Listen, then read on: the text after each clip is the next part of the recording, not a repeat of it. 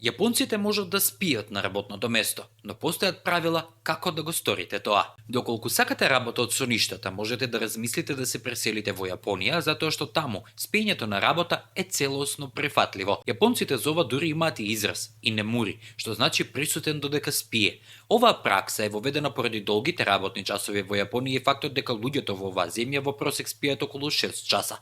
Спиењето во канцеларија започнало во текот на повоениот економски бум во земјата, кога луѓето работеле на обновување на државата. Гледањето на луѓето како дремат додека патуваат на работа или спијат за време на состаноци е вообичаена слика во Јапонија.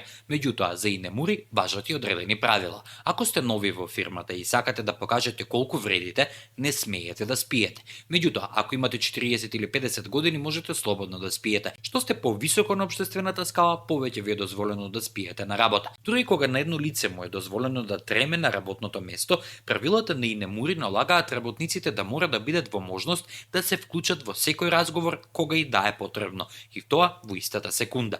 Вашето тело треба да се преправа дека е активно на состанокот. Не смеете да спиете под маса или на нешто слично. Треба да седите како да слушате цело време, само можете да ја спуштите главата надолу.